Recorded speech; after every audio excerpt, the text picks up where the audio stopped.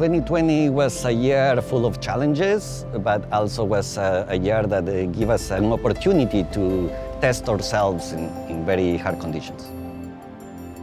At the time, we're all thinking it's a 2-week shutdown and our kids are going to have an extended spring break, but we ultimately had no clue what we were up against.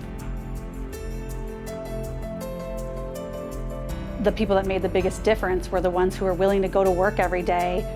EMTs that go out to respond, people that work in nursing homes taking care of people, staff at our hospitals, staff at clinics.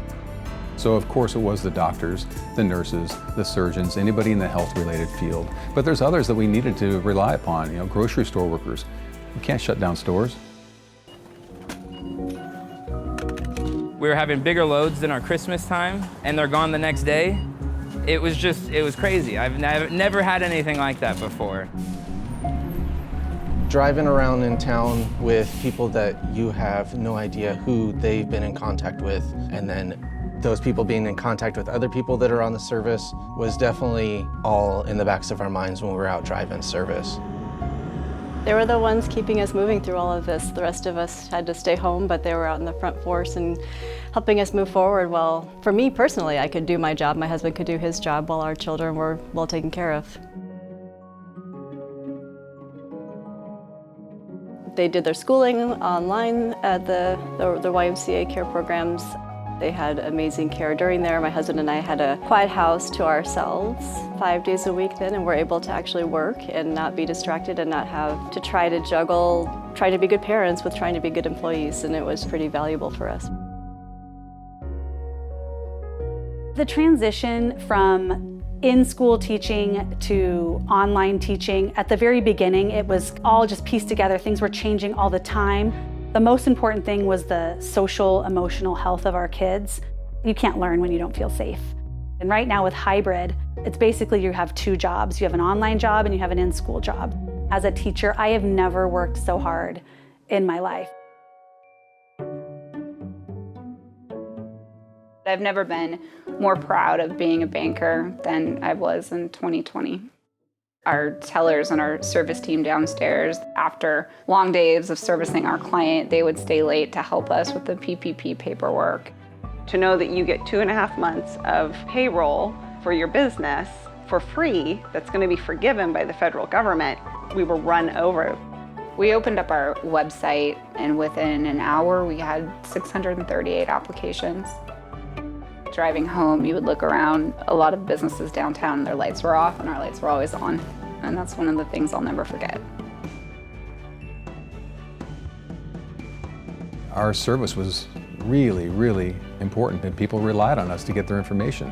And it was new information, and the way we had to gather that information was new. It was a new year. It's not our job to tell people to get vaccinated. It's not our job to tell people it's real or not real. We just put the information out there and let people decide for themselves.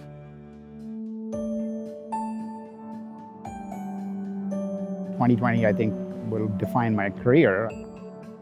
It's a pandemic like we haven't had since 1918, so it's a huge thing for the world.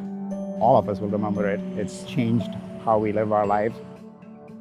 Obviously, we've had a significant shift in how we do medicine here, so there's been a tremendous response from the community, and everybody's rallied around this situation and come to work with a positive attitude, knowing that we have an unknown that we are facing.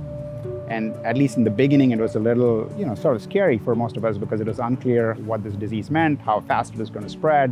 Did we have the resources to deal with it in our community? So there was a lot of fantastic planning across the community.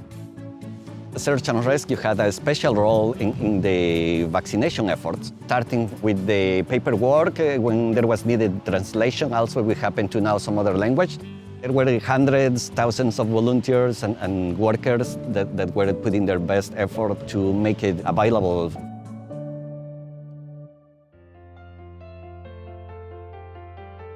Everybody wanted to help, and nobody knew how they could help, how it was safe to help. And it's pretty rewarding that we were given an avenue to do that.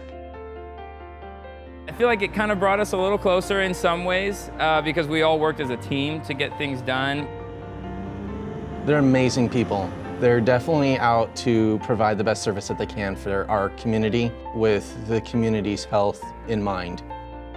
people who does all the cleaning and housekeeping in businesses, and also work in the industry of agriculture. Looking forward to seeing more and more businesses bring their people back to work in their offices. It's been hard being down here and watching some of the smaller businesses suffer because there aren't as many people downtown, and so we very much look forward to having everybody else come back to work.